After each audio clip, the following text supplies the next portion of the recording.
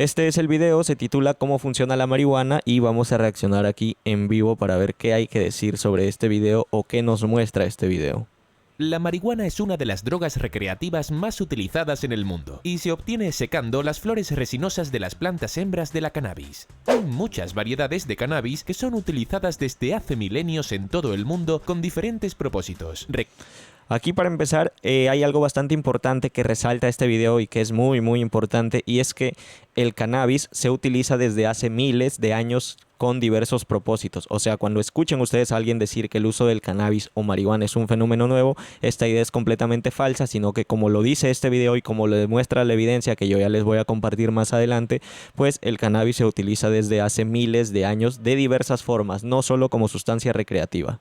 Recreativos, medicinales, ceremoniales y religiosos como para los rastafarianos o meditativos como para los indios sadhus y los monjes budistas del Nepal. Pero, ¿cómo funciona exactamente la marihuana? Te lo explico. La forma más común de consumir marihuana es fumarla, que también es la forma más rápida de meter el principio activo, el THC, en circulación en nuestra sangre y de... Aquí hay un punto importante, y es que normalmente cuando se habla de la planta, en la gran mayoría de videos se colocan las hojas o se dibujan las hojas, o la referencia directa o el vínculo directo que encuentran las personas entre el uso de la planta es a través del dibujo de la hoja, la popular hoja de marihuana.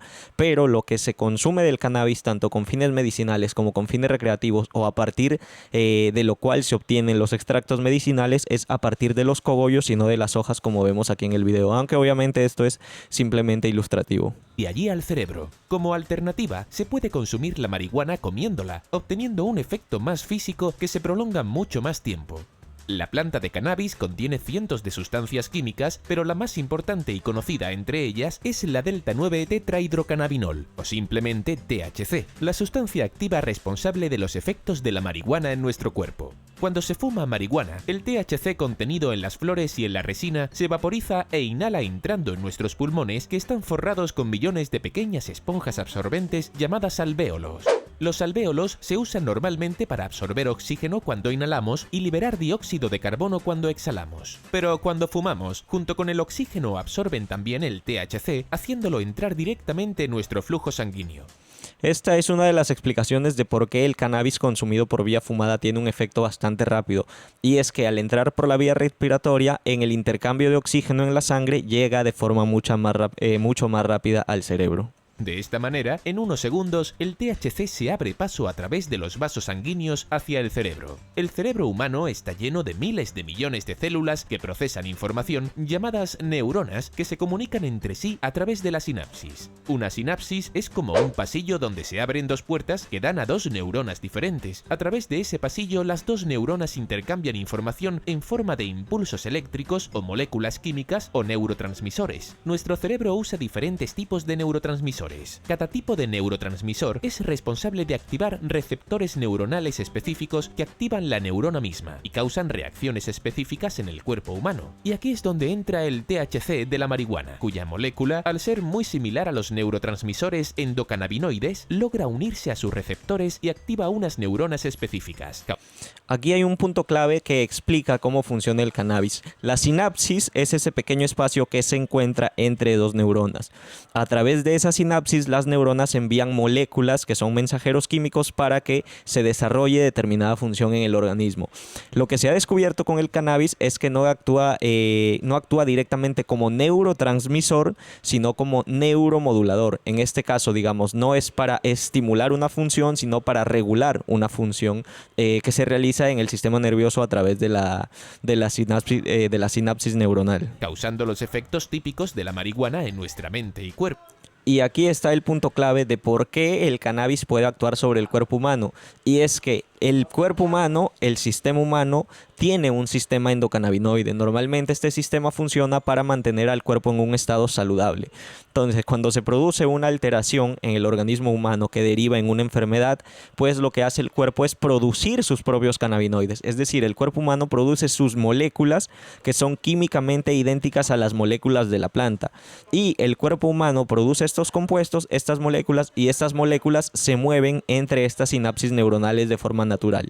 Cuando entra el cannabis a través de la vía sanguínea o de la vía que sea y llega a la sinapsis neuronal, lo que hace es precisamente reemplazar o complementar a los cannabinoides que ya produjo el cuerpo humano, y de esta forma es que el cannabis puede encajar en las neuronas o en las sinapsis neuronales o actuar como neuromoduladores, precisamente porque son químicamente idénticos a los compuestos que produce el cuerpo humano y por eso pueden actuar también sobre el cuerpo humano. Hay 4 partes del cerebro en la que la densidad de receptores cannabinoides es máxima. Los ganglios basales, que controlan los movimientos involuntarios y la coordinación motora. El hipocampo, que es el responsable de la memoria a corto plazo, y eso explica por qué al tomar THC se tienen dificultades para recordar eventos recientes o para concentrarse. El cerebelo, que controla el equilibrio y la coordinación motora. Y el hipotálamo, que juega un papel fundamental en la regulación del apetito y por lo... Aquí están los puntos clave de por qué se producen estos efectos por el consumo de cannabis, y es que los cannabinoides, principalmente el compuesto psicotrópico que es el THC, lo que hace es afectar directamente a estas zonas que menciona aquí el video: los ganglios basales, el hipocampo, el cerebelo y el hipotálamo. Los ganglios basales que controlan los movimientos involuntarios y la coordinación, que por esto cuando el cannabis ingresa al cuerpo humano altera, en forma leve obviamente, pero altera estas funciones como por ejemplo la coordinación. En el caso del hipocampo, la memoria a corto plazo. ¿Por qué? Porque el cannabis, al actuar sobre el hipocampo, lo que hace es precisamente alterar esta función. Y se dice que es la memoria a corto plazo. ¿Por qué? Porque no es que el cannabis haga perder la memoria en el largo plazo o durante un periodo de tiempo prolongado, sino que es un efecto momentáneo que ocurre generalmente y que alcanza su auge cuando se encuentra la persona bajo los efectos de la planta. En el caso del cerebelo, para todo lo que es relacionado con el equilibrio y la coordinación, por eso las personas en algunas ocasiones se sienten como con una incapacidad motora, podemos decirlo de cierto modo. Y en el hipotálamo, para controlar lo que es la regulación del apetito y la satisfacción. Y es por esto que como los cannabinoides, principalmente el THC, actúa sobre esta zona del cerebro, pues lo que hace es estimular precisamente el apetito y las sensaciones de placer. Por lo tanto, en la cantidad de comida que tomamos. Los que consumen marihuana describen su efecto como un sentimiento de alegría y serenidad. Las pupilas pueden dilatarse haciendo que los colores sean más vivos y con el tiempo se puede experimentar una fuerte sensación de euforia o en algunos casos una sensación generalizada de pánico. La marihuana también es un fuerte vasodilatador, razón por la cual hay personas que la usan como medicina contra el glaucoma, que se benefician enormemente de la reducción de la presión intraocular. Aquí hay un punto bastante clave. En un libro que yo tengo ahí detrás de los que ustedes ven, se recogen testimonios de personas que utilizan el cannabis por vía fumada para tratar esta enfermedad conocida como glaucoma.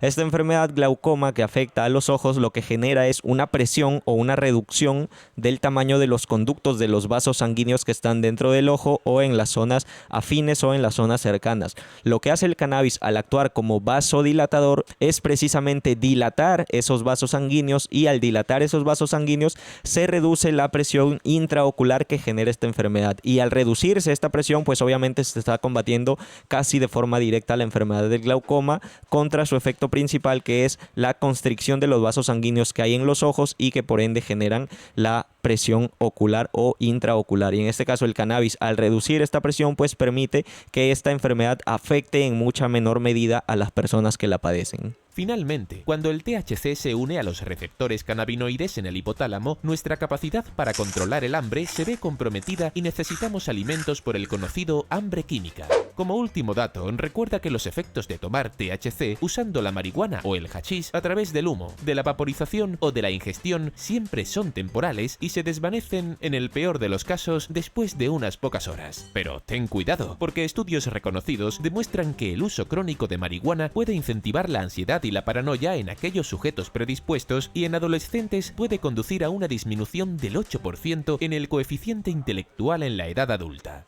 Aquí hay que tener algo en cuenta, y es que el consumo moderado generalmente se ha encontrado en diversas investigaciones que no genera prácticamente daños. Esto se conoce, por ejemplo, desde un estudio que se hizo en la India y que se publicó en 1893.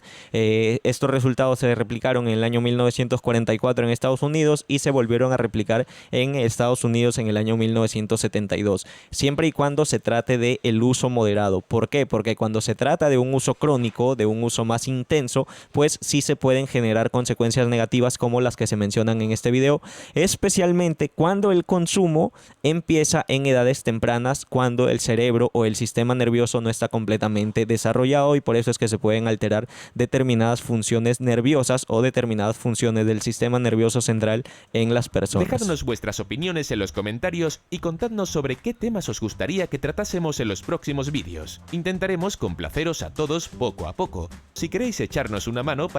Este video está bastante interesante, lo explica de forma superficial, podemos decirlo, relacionado con el cannabis y cómo funciona y cómo afecta a las personas.